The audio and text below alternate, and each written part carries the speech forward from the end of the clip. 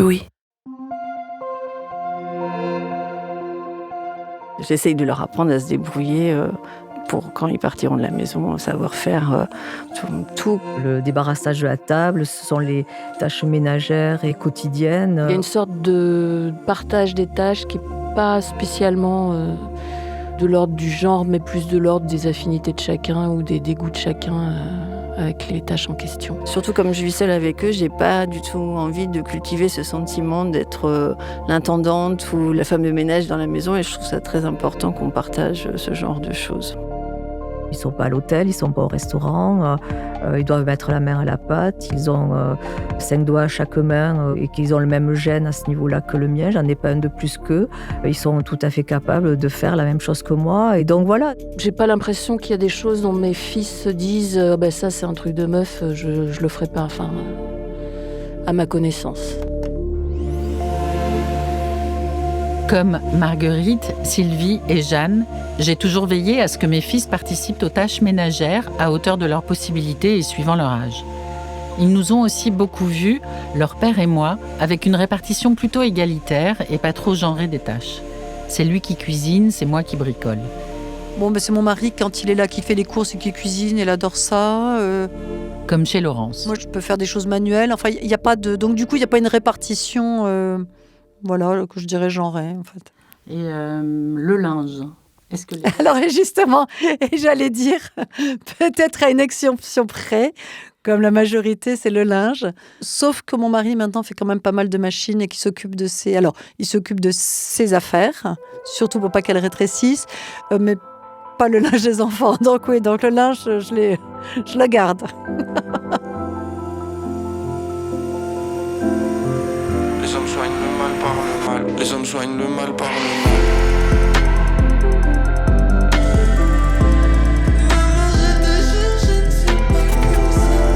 Je suis Julie Gavras et vous écoutez Pas mes fils. Maman, je suis un garçon. Épisode 3. Sois un homme, mon fils. Je suis poison qui distille remède. Maman, je suis un garçon. On juge les hommes à ce qu'ils deviennent. Le linge, je me suis rendu compte quand le premier est parti être étudiant que je lui avais jamais fait faire une lessive. Ce qui est scandaleux, j'avoue. Mais j'avais toujours considéré qu'ils rangeaient leur chambre, qu'ils ramassaient leur linge sale, mais pas qu'il fallait apprendre à laver le linge, ce qui est idiot. Je ne sais pas si j'aurais fait pareil avec une fille. Là, pour le coup, je ne me suis pas trop rendu compte de ça. Si je m'intéresse au linge, c'est parce qu'il y a une dizaine d'années, une étiquette sur certains habits avait fait un petit scandale. En dessous des consignes de lavage, il y avait une inscription qui disait « Ou donne-le à ta mère, elle sait comment faire ».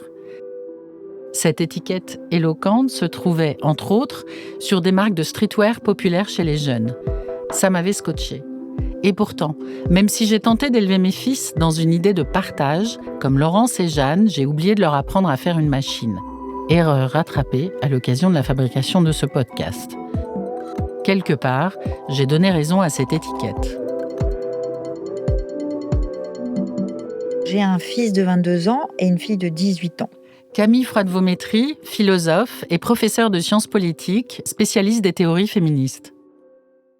Et depuis qu'ils sont petits, on s'efforce à la maison de les éduquer de la façon la plus égalitaire possible. Et j'avais notamment, et avec son père, le souci que notre fils soit très tôt en fait associé aux tâches domestiques.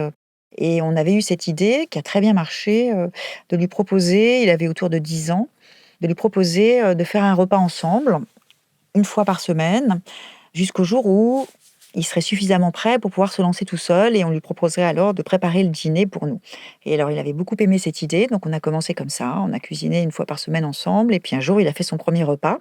Il a beaucoup aimé, et il n'a plus jamais arrêté, puisqu'il cuisine depuis vraiment très bien, et notamment, il pâtisse très bien. Donc ça, c'est quelque chose dont on s'est dit avec son père, que c'était plutôt réussi, et que, contrairement à, par exemple, moi, ce que j'avais vécu dans ma propre famille, où mon frère ne faisait rigoureusement rien à la maison, là, les tâches sont bien partagées.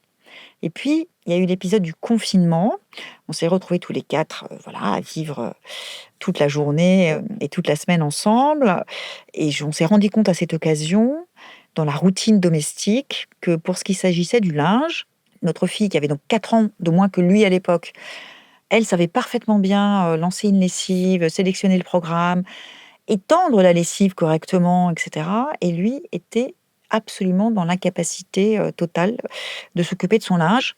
C'est notre fille qui s'est plainte de ce qu'elle avait en charge, en fait, le linge de son frère, et que quand elle lui avait demandé de s'en occuper, il lui avait répondu qu'il ne savait pas comment faire, et que ça avait fait un petit électrochoc, et donc le scandale a été porté à notre connaissance, et c'est à mon tour d'être choquée, parce qu'effectivement, je m'en suis voulu. Enfin, je me suis demandé comment j'avais pu faire pour oublier que dans les tâches domestiques, il y a aussi le linge, il n'y a pas seulement la vaisselle, la cuisine, le ménage, et que le linge, c'est une activité tellement, tellement féminine, historiquement, que c'est comme si j'avais intériorisé cette tâche ancestrale que ce sont les femmes qui s'occupent du linge.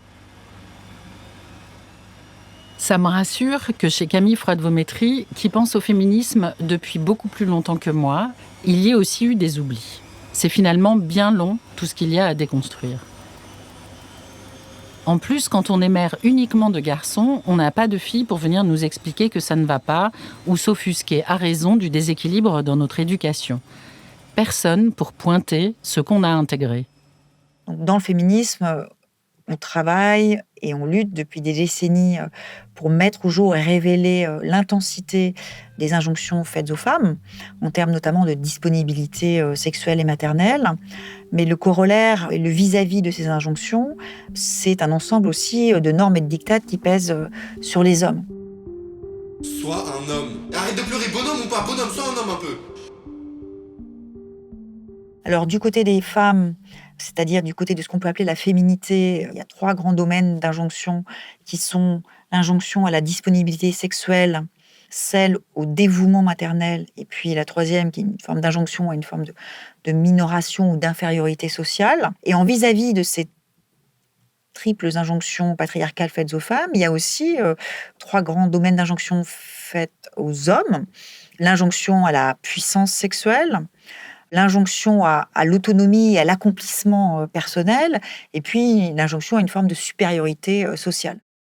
En l'écoutant, je me rends compte que, en tant que femme, je suis porteuse des injonctions faites aux femmes, mais aussi de celles faites aux hommes sur ce qu'est un homme, un vrai. Et en tant que mère, je les répercute sur mes fils. Quand je leur dis de regarder le foot pendant que je m'occupe de la vaisselle, quand je fais leur linge, je perpétue les injonctions faites aux femmes et celles aux hommes. Je leur permets d'accéder à la norme qui est attendue d'eux. Je les conforte dans leur rôle d'homme, remplissant les critères valorisants de la masculinité. Les femmes et mères ne sont pas exemptes de misogynie et de représentation patriarcale. Sylvie Dalnocchi, psychologue et fondatrice des Psy Situés. Il y a aussi des études sur le genre, en fait, le sexe pour le coup, parce qu'on parle de nourrissons des enfants, et la façon dont ils sont, même dès la grossesse, mais très rapidement ensuite, dès la naissance, manipulés différemment, selon qu'il soit assigné fille ou assigné garçon. Le petit garçon, il va être plus souvent tourné vers l'extérieur quand il est porté dans les bras. La petite fille va être recluse en câlin. Le personnel hospitalier, quand une petite fille pleure, ça va être un vocabulaire de passivité. Elle est triste, elle est anxieuse, elle est ceci, cela. Et quand c'est un petit garçon, ça va être il est en colère, il est pas content, c'est mignon, il serre ses petits poings. Voilà, on est sur de l'actif, des petites filles du passif. Donc de toute façon, dès la naissance, on est là-dedans. Et les mères, ils sont aussi, bien sûr, bien sûr. Donc elles vont être fières de leur petit garçon très colérique et elles vont consoler leur petite fille triste. Donc déjà, il y a une empreinte en fait de la position passive ou active qui se fait dès la naissance. Et c'est de l'interprétatif. Un nouveau-né qui pleure, c'est un nouveau-né qui pleure. Souvent parce qu'il a les crocs en fait. Et de dire qu'il est triste ou qu'il est en colère, c'est déjà de l'interprétatif.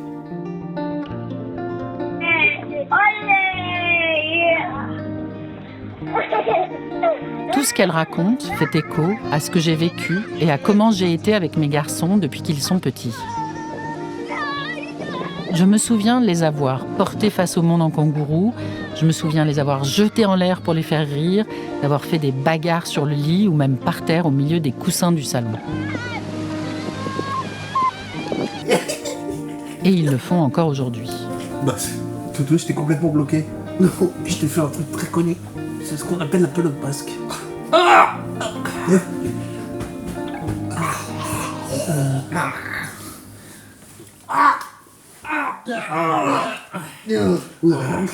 Les petits garçons vont plus facilement être dans les jeux, par exemple, des parents, vont plus souvent jeter le bébé sur le lit, sur le canapé, jouer avec physiquement, rouler avec, jouer à faire la mêlée, du rugby. Et les petites filles, un petit peu moins. Et donc, qu'est-ce que ça produit ? Les enjeux de latéralisation, de se déplacer dans l'espace, d'avoir peur de son corps dans l'espace, ne seront pas les mêmes. Les petites filles vont faire plus souvent des sports individuels, les petits garçons des sports d'équipe. Donc on est bousculé, on se cogne, on se machin. Donc là, voilà, ça a un effet en fait sur le développement, y compris neuro. Et puis sur les enjeux psycho-affectifs, se cogner, qu'est-ce que ça fait ? Se bousculer, qu'est-ce que ça fait ? Est-ce qu'on en a peur ? Est-ce qu'on y est habitué ? Voilà. Donc cette empreinte-là, elle existe chez tout le monde. Gudas, man. Une belle scène virile. Il en faut dans ce podcast. Je me rends compte qu'il y a plein de moments où on encourage involontairement des caractéristiques viriles chez des petits garçons. Et on continue allègrement quand ils grandissent. Sans forcément leur dire frontalement « Sois un homme, mon fils ».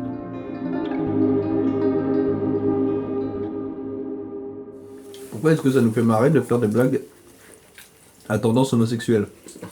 C'est pas des blagues à tendance homosexuelle, c'est un peu homophobe. Techniquement, je lui fais une remarque genre t'es jolie. Enfin, des. Bien pour mon 4 heures, quoi. Beaucoup. Voilà, je te prendrais bien pour mon. Je te prendrais bien pour mon 4. Je tiens à noter que maman aussi a rigolé. Hein. Voilà. Il m'a surpris.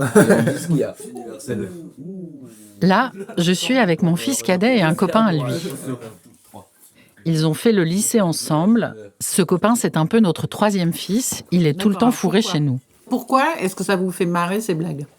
Moi, je pense que toutes les blagues qui choquent font rigoler. Mais c'est pas vrai. Si je te dis des horreurs, vraiment des trucs horribles sur des situations horribles, je pense pas que ça te fait rigoler. Choqué sur un certain degré. Parce que comme ça te fait de mal à personne, à part s'il me demande d'arrêter, j'arrêterai sans aucun problème. Je trouve que le fait de mettre mal à l'aise les gens ou de les mettre dans une situation bizarre, c'est ça qui fait rire et c'est pour ça que du coup on fait des blagues. Donc effectivement, vous, les trucs que vous faites entre vous, c'est plus de vous faire des gestes comme si vous étiez en couple homo, sachant qu'a priori, vous êtes tous hétéros. Moi, personnellement, j'ai jamais ressenti d'attirance pour un mec, mais j'exclus aucunement la possibilité que ça arrive. Et pour autant, on ne s'est pas arrêté de faire des blagues dans la soirée, enfin on va continuer à en faire. Ouais, non, en fait, c'est bien qu'on en reparle, parce que du coup, pour vous, la définition de blague gay, c'est quoi ?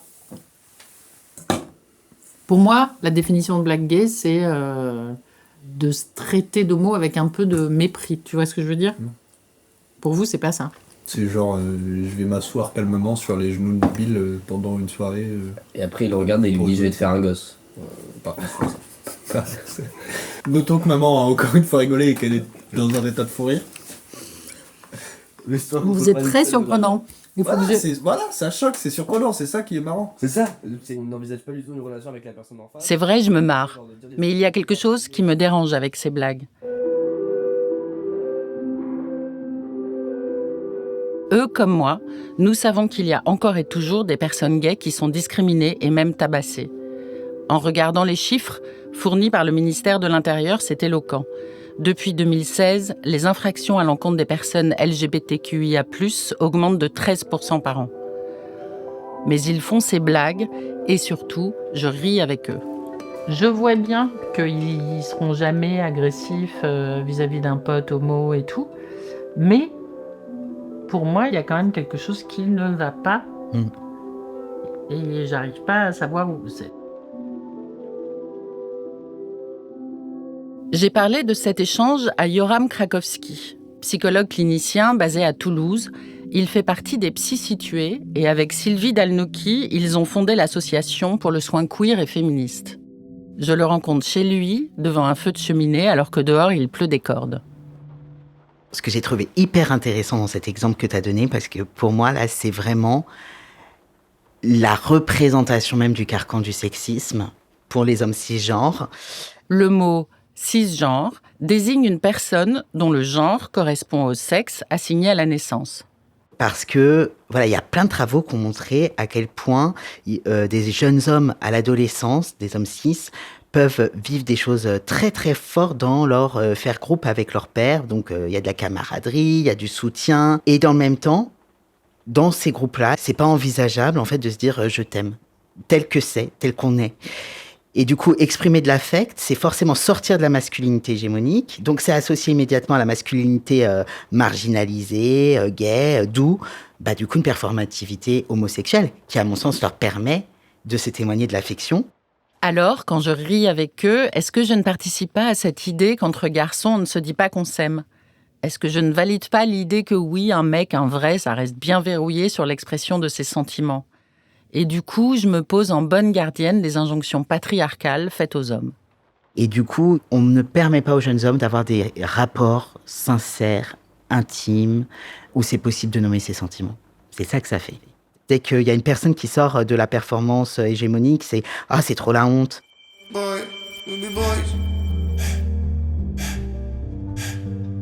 Je vois bien ce que sont les injonctions à la masculinité, telles que nous les a expliquées un peu plus tôt Camille Freud-Vométrie. Mais je ne connais pas cette notion de performance hégémonique.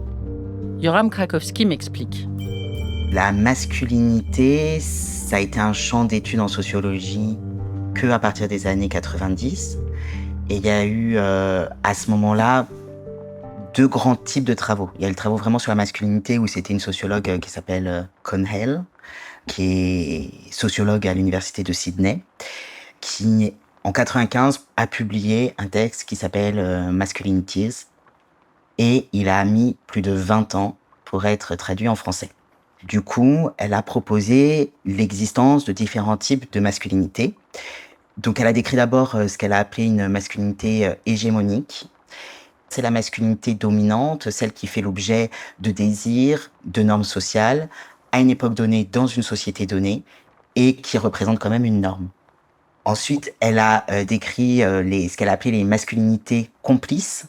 Donc, c'est celles d'hommes qui, dans leur parcours individuel, tentent à des endroits de sortir un peu de cette masculinité hégémonique, mais sans vraiment la remettre en question, sans vraiment non plus créer une sous-culture ou une contre-culture. À l'inverse, du coup, du troisième type, c'est les masculinités subordonnées, dans lesquelles elle a classé les masculinités gays, qui, elles, remettent l'hétéronorme en question, et du coup, remettent quand même en question cette masculinité hégémonique.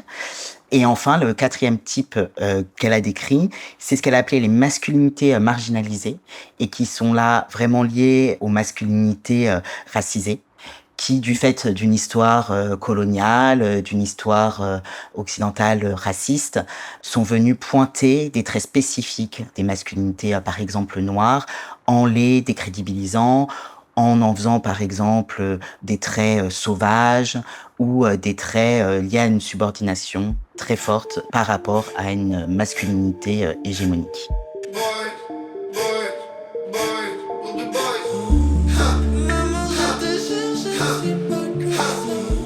Mes fils et les fils des femmes que j'interviewe sont tous blancs et a priori hétéros. Ils font donc potentiellement partie de cette catégorie de la masculinité hégémonique ou de la masculinité complice. Ils ont donc un certain statut dans la hiérarchie des masculinités, un statut à préserver au sein de la société et par rapport aux autres hommes.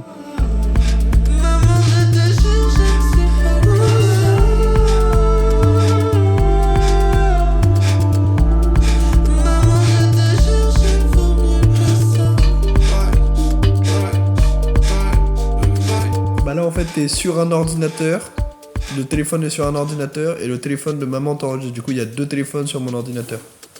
Ah, tu m'enregistres là ? Là, oui, parce que comme on a eu un peu la même discussion sur ce qu'a consommé ton frère hier soir, ça m'intéresse de faire un petit doublon, quoi. Référence au fait qu'on est 2 énormes alcooliques. Voilà, c'est ça. Mais t'as l'air moins en forme que ton frère.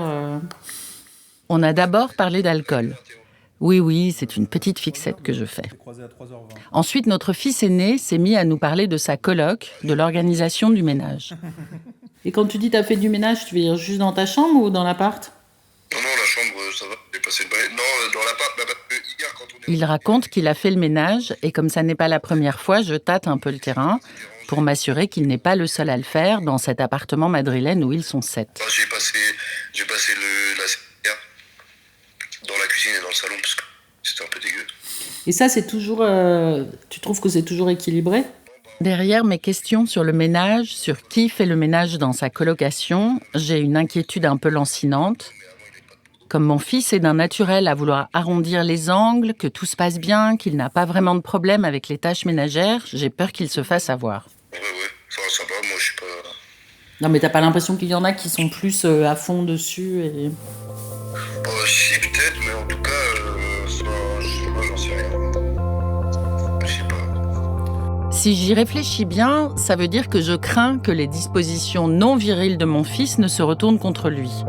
Je veux bien qu'il fasse les tâches ménagères, mais je ne veux pas qu'il soit trop gentil. Est-ce qu'en fait, je n'ai pas peur qu'il perde sa place dans la hiérarchie des masculinités ? T'es pas coupable, au pire, juste complice. Danielle, la gynéco-obstétricienne, a eu une inquiétude un peu similaire pour son fils. J'ai 3 enfants, une fille aînée et ensuite 2 fils. C'est vrai que c'est une plaisanterie dans la famille de discuter de nos caractères respectifs. Et je me suis aperçue que cette caractéristique qu'ils partageaient, d'écoute, de bienveillance, de conciliation, éviter les conflits, autant dans le parcours de ma fille, cela a été valorisé, y compris professionnellement. Et pour moi, ça me paraissait une évidence.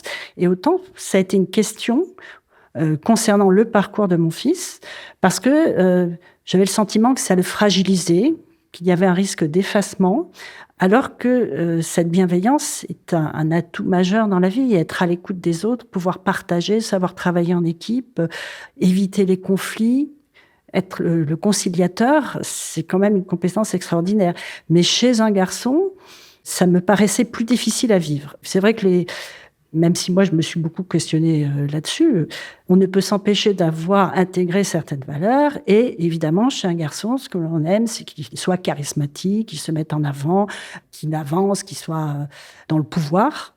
Alors que refuser cette forme de pouvoir et être simplement dans un projet d'écoute, de partage, de collectif, c'est pas quelque chose qui est valorisé chez un garçon. Pour comprendre pourquoi on a réagi comme ça, Danielle et moi, vis-à-vis de nos fils, je parle avec Sybille Golac, chercheuse en sociologie au CNRS et co-autrice du genre du capital. Il y a un genre féminin, un genre masculin, avec des propriétés différentes qui sont associées au masculin et au féminin. Une anthropologue comme Françoise Héritier, elle a essayé de montrer que ça c'était universel dans toutes les sociétés. On associe le chaud au féminin, le froid au masculin, ou vice-versa d'ailleurs, peu importe. Mais voilà, il y a un système d'opposition comme ça, bicatégoriel. Mais deuxième caractéristique de ce système de genre, c'est la hiérarchisation. C'est-à-dire que si le chaud est associé au féminin et le froid au masculin, le froid, c'est mieux que le chaud. Et de fait, on vit dans une société où hommes et femmes sont différenciés, mais aussi où les caractéristiques associées au masculin sont symboliquement supérieures à celles associées au féminin. Donc, quand on essaye d'éduquer une petite fille de façon, on va dire, plus neutre, moins marquée par le féminin, et éventuellement en lui proposant des jeux qu'on propose d'habitude aux garçons, ou en valorisant chez elle des qualités qu'on valorise d'habitude chez les garçons, quelque part, on lui donne accès à des dispositions qui vont être davantage valorisées, associées aux dominants plutôt qu'aux dominés. Quand on essaye d'éduquer un garçon différemment, du point de vue du genre, en lui proposant typiquement des poupées, en valorisant chez lui le fait qu'il exprime ses émotions, en le laissant pleurer, etc., on développe chez lui des dispositions qui sont associées aux dominés. Et donc voilà, ce qui est compliqué quand on a un garçon ou des garçons, c'est que si on veut les éduquer de façon différente du point de vue du genre, eh bien d'une certaine façon, on compromet leur qualité de dominant. Et alors, c'est très positif quand on aspire à une société qui soit moins marquée par la domination masculine ou toute forme de domination d'ailleurs, mais dans la vie concrète, quand c'est son enfant, nous aussi, on hérite de toute une histoire et on n'a pas envie de faire de son enfant quelqu'un qui va être dominé, y compris, parce que ça veut dire aussi concrètement, est-ce que dans la cour de récréation, il va pas se faire taper dessus, il va pas se faire moquer, etc.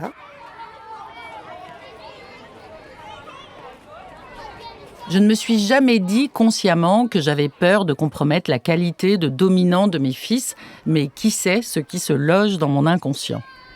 Quand je parlais de ma crainte que mon fils soit trop gentil, il y avait peut-être un peu de ça.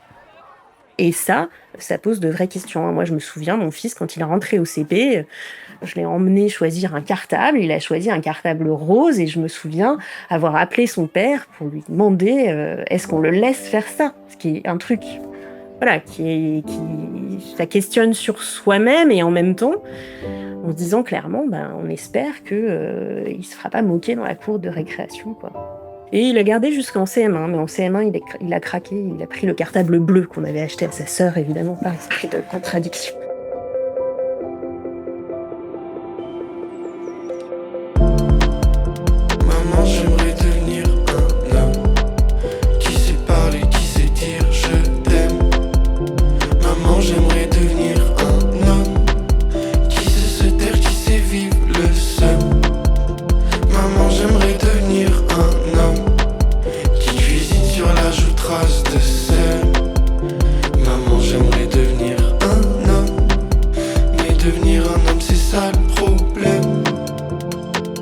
Comme Sybille, moi aussi, j'aurais douté pour le cartable rose. Même si j'essaye de me débarrasser de mes stéréotypes, il restera tout ce qui façonne mes fils en dehors de la maison. Sybille vient d'évoquer l'école, mais il y a aussi les copains, le foot, les réseaux sociaux. Et c'est un déferlement contre lequel il est parfois dur de lutter. Il y a quand même une sociabilisation qui se fait beaucoup entre enfants du même genre, j'ai l'impression. Même si ça venait pas de nous. C'est ce qu'on verra au prochain épisode. C'était pas possible que j'ai fait des enfants comme ça. Je disais, mais c'est pas possible. Enfin, comment ?